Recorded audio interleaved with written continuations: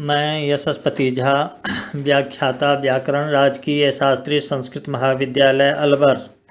आज ई कंटेंट के द्वारा ये शास्त्री तृतीय वर्ष नव्य व्याकरण के छात्रों को द्वितीय पत्र प्रौढ़ मनोरमा नामक ग्रंथ में संयोगान्तस्य लोपः सूत्र के व्याख्यान कर दिया गया है। लेकिन फिर भी इस सूत्र में कुछ अग्रिम पंक्ति में वार्तिक दिया हुआ है जो लोपे संयोगान्तस्य लोपे यनः प्रतिषेधः न वा झलो लोपात बहिरंग लक्षणात् वा।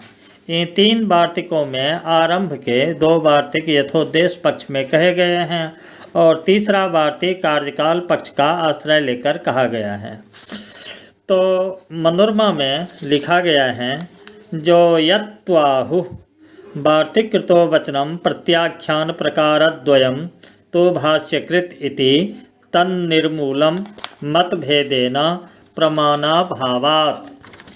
यानी यत्तु ने जो कहा है संयोगान्तस्य लोपे यनः प्रतिषेधः, यह वार्तिककार का वचन है और इस वचन का प्रत्याख्यान भाष्यकार ने न बा झलो लोपात तथा बहिरंग लक्षणात्वात् बा, इन दो प्रकारों से किया है।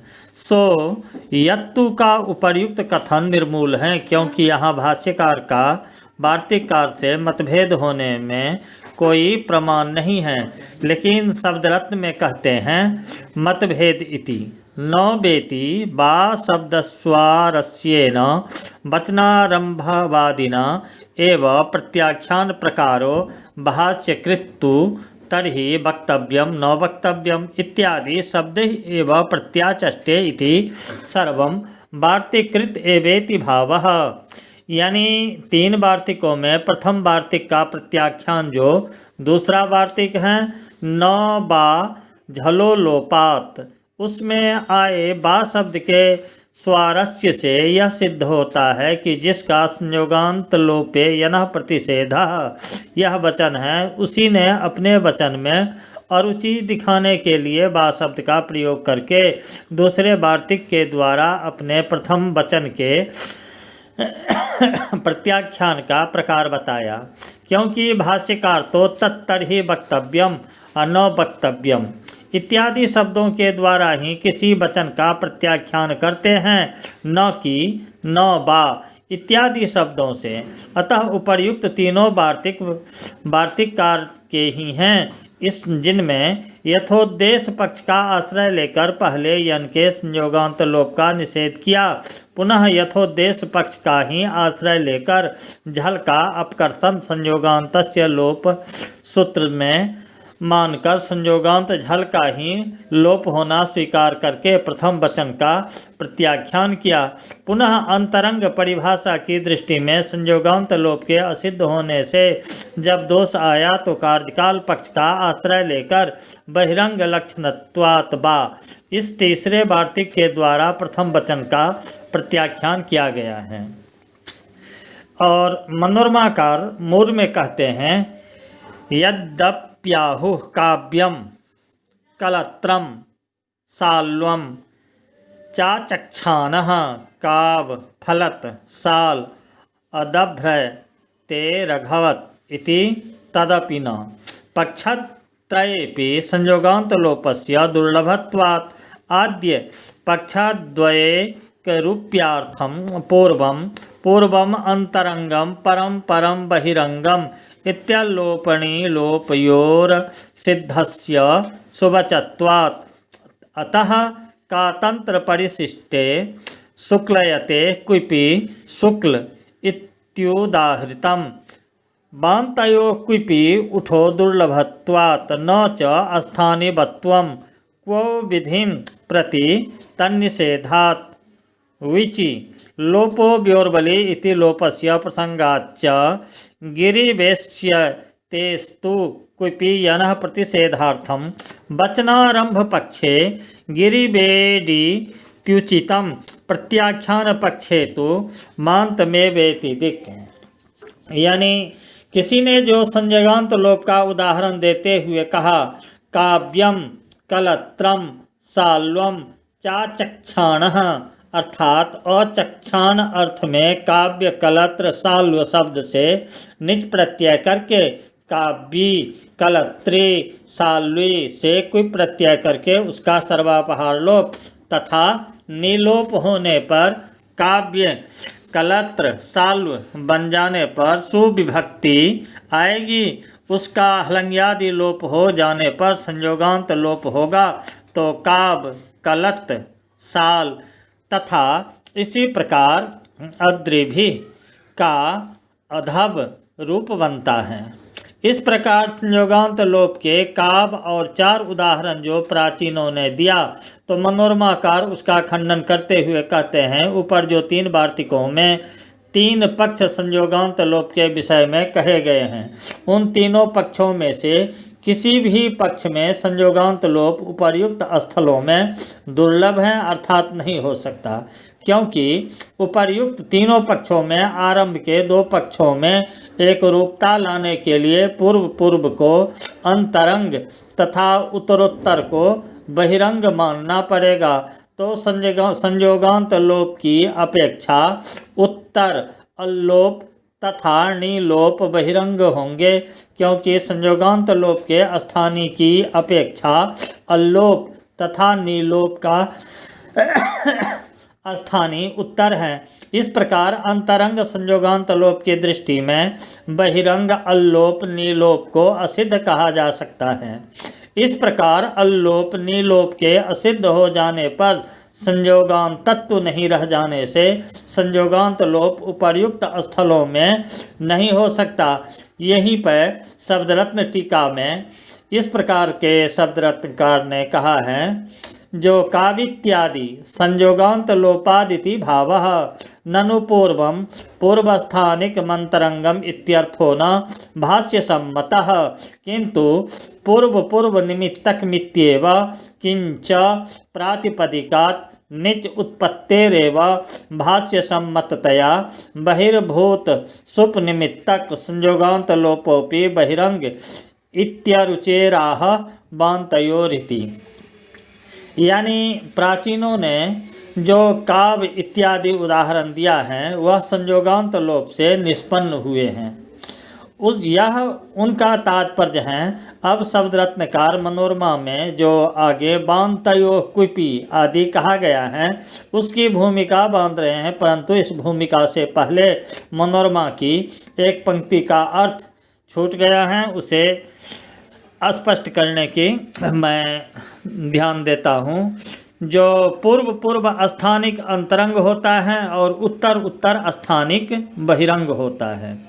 अतः न्यवंत कोईबंत स्थल में संयोगांत लोप नहीं हो सकता है। इसीलिए कातंत परिशिष्टकार ने शुक्ली इस न्यंत के कुप होने पर शुक्ल इस उदाहरण दिया, न कि सुख अस्तु।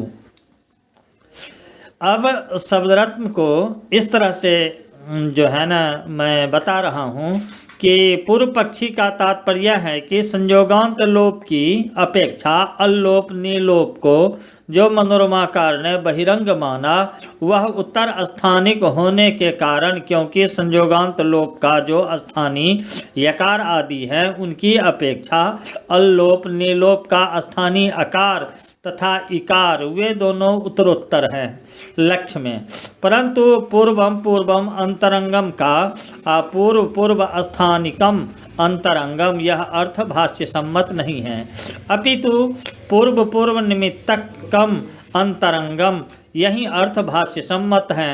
अतः पूर्व पूर्व स्थानिकम अंतरंगम इस भाष्य सम्मत पक्ष के आधार पर निलोप अलोप बहिरंग मानकर उसकी असिद्धता की कल्पना करके संयोगांत लोप की अनापत्ति देना उचित नहीं। दूसरी बात यह भी है कि प्रातिपदिक से जो निच की उत्पत्ति होना भाष्य सम्मत है एवं च संयोगांत लोप भी बहिर्भूत सुप निमित्तक होने से बहिरंग ही हैं। यहाँ तात्पर्य है कि काव्य आदि प्रातिपदिक से ही पहले निच होगा, तत्पश्चात अल्लोप होकर जब काव्य इत्यादि बनेंगे तब उनसे क्विप होगा। तत्पश्चात क्विप का सर्वापहारी लोप होकर नीलोप होकर काव्य बन जाने पर पहले सुविभक्ति लानी पड़ेगी, क्योंकि संयोगांत लोप असंयोगांत पद के अंत का होता है। अतः पदत्व के लिए पहले सुविभक्ति लानी पड़ेगी और उसका हलंग आदि लोप हो जाने पर संयोगांत लोप हो सकता है। इस प्रकार संयोगांत लोप पदत्व सापेक्ष होने के कारण सुप निमित्तक हैं, जो सुप प्रातिपदिक से बहिर्भूत हैं। इस प्रकार बहिर्निमित्तक होने के कारण संयोगांत लोप भी बहिरंग ही हुआ और नीलोप अल्लोप तो प्रातिपदिकावस्था में ही हो जाने से पूर्व निमित्तक ही हुए, तो वे दोनों संयोगांत लोप की अपेक्षा बहिरंग हुए। अतः संयोगांत लोप की अपेक्षा अल्लोप नीलोप को बहिरंग मानकर उनकी असिद्धता की कल्पना करना और संयोगांत लोप को दुर्लभ बताना अनुचित है। इस अभिरुचि के कारण मनोरमा आगे किंच बांतयो इत्यादि कहते हैं, लेकिन तात्पर्य यह है कि बांत काब तथा साल्व से क्विप होने पर ऊठ दुर्वार है, अर्थात होगा ही, अतः वहाँ संयोगांत लोप नहीं हो सकता। शब्द रत्नकार ने कहा है जो बांतयो इति काव्ये यलोपे स्थानीय बत्व निषेधात लोपो व्योर्बली इति कृते बांतत्वमिति ऊठ दुर्वारः अन्त्ये च स्वतः एवेति तत्र बलोपम बाधित्वा उठ दुर्वारी इत्यर्थः। यानी काव्य शब्द से निच तत्पश्चात क्विप होने के पश्चात अलोप नीलोप तथा क्विप का सर्वापहारी लोप हो जाने पर काव्य बन जाने पर लोपो व्योर्बली की दृष्टि में बहिरंग असुप निमित्तक संयोगांत लोप के असिद्ध हो जाने से तथा यलोप कर्तव्य में स्थानीय बदभाव का न पदांत दुर्वचन बरे यलोप स्वर सवर्णानुस्वार दीर्घ जश्चर विधिषु इस सूत्र से निषेध होने के कारण लुप्त अल या निच का व्यवधान नहीं रहने से लोपो व्योर्बली से यलोप होगा, तो काव यह बांत होगा तो उसे छो सुट नुनासिके से उठ होगा ही, तो काव ऐसा रूप नहीं बन पाएगा, अपितु एत्य धत्युत्सु से वृद्धि होकर कि ऐसा रूप बनेगा। अंत में अर्थात साल्व तो स्वतः बांत है ही, तो वहीं पर वह लोप को बाध कर उठ होना दुर्वार होगा। लेकिन मनोरमा में न च इत्यादि से कोई प्रश्न करता है कि उठ करने पर जब चलेंगे तब अनलोप नीलोप का स्थानीय बदभाव होने लगेगा। इस स्थानीय बदभाव का निषेध न पदांत दुर्वचन बरे यलोप स्वर सवर्णानुस्वार दीर्घ जश्चर विधिषु इस सूत्र तो करेगा नहीं। तो उसके उत्तर में मनोरमाकार कहते हैं क्वो लुप्तम न स्थानीय बत से अल्लोप नीलोप के स्थानीय बदभाव का निषेध हो जाएगा। इस पर काव्य को उदाहरण देने वाला यदि कहे कि निजंत काव्य से क्विप न करके बिच करेंगे तब तो उठ करने के प्रसंग में स्थानीय बदभाव हो सकता है, क्योंकि तब क्वो लुप्तम से स्थानीय बदभाव का निषेध नहीं होगा तो उठ नहीं हो पाएगा, काव बन जाएगा। मनोरमाकार इसका भी खंडन करते हुए कहते हैं कि तब लोपो व्योर्बली सूत्र से वकार लोप का प्रसंग होगा, अर्थात तब वकार के लोप की आपत्ति होने से का ऐसा रूप बनने लगेगा, काव तब भी नहीं बन पाएगा। लेकिन शब्द रत्नकार कहते हैं विचिति काव्य शब्दे इति शेषः यलोपे स्थाने बत्व निषेधात् एवं च प्राचीनोक्तम संयोगांत लोपोदाहरणम अयुक्तम इति भावः साल्वेति अल्लोपादेः स्थाने बत्वात् न तत्प्रसक्ति इति भावः। यानी काव्य शब्द से णिच करके तब विच करने पर अल्लोप नीलोप तथा विच का सर्वापहारी लोप हो जाने पर यकार का लोप लोपो व्योर्बली से होगा ही, क्योंकि यह लोप कर्तव्य में स्थानीय बदभाव का निषेध न पदांत दुर्वचन बरे यलोप स्वर सवर्णानुस्वार दीर्घ जश्चर विधिषु सूत्र कर देगा। एवं च काब, इस वांत के वकार का लोप पुनः लोपो व्योर्बली से होने लगेगा।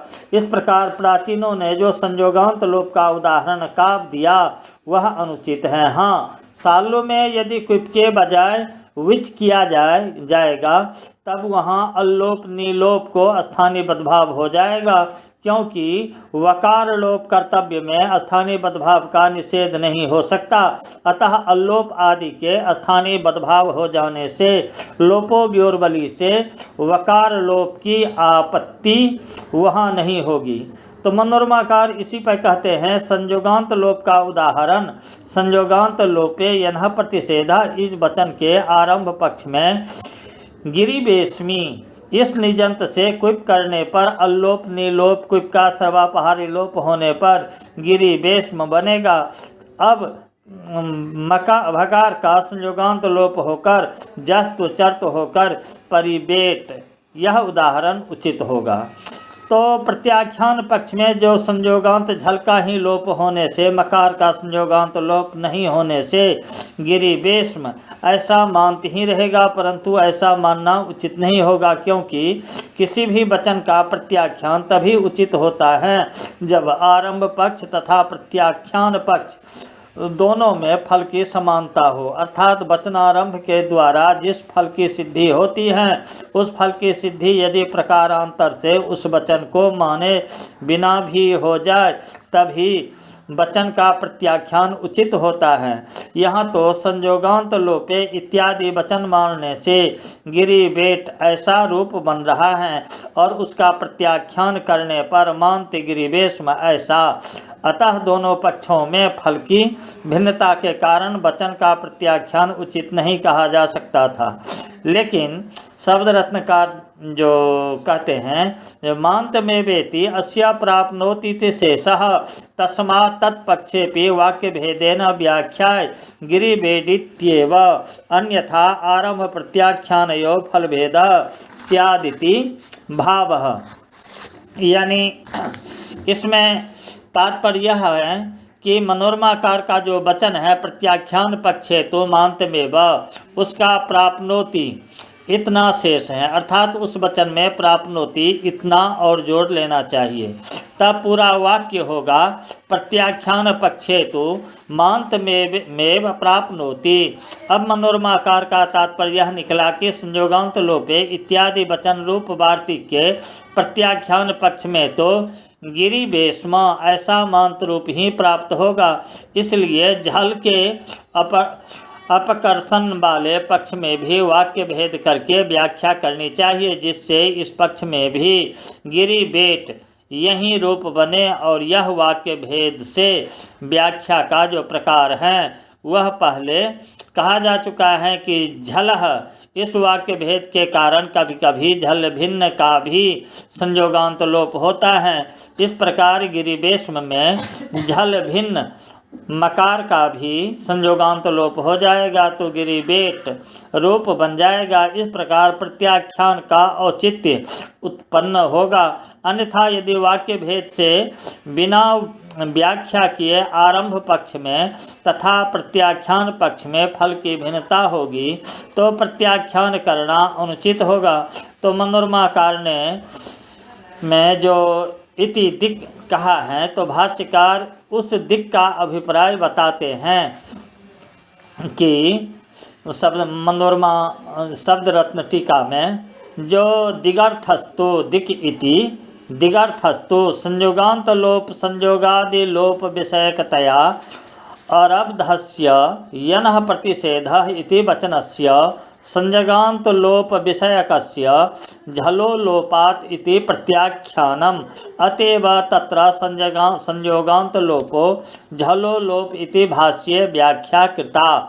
बहिरंग लक्षणात्वात् वा इत्यस्य तु बहिरंगो यनादेशः अंतरंगः लोप इति व्याख्यानेन वार्तिक स्वारस्येन चेदृशानां लक्ष्यानाम् अभिधानम् एव वस्तुतस्तृतीयं वार्तिकं विसर्जनीय सूत्रे भाष्ये कार्यकालपक्षमुपक्रम्य अयुक्तोऽयं परिहारो न वा बहिरंगलक्षणत्वात् वा इत्यनेन दूषितम इत्यलम।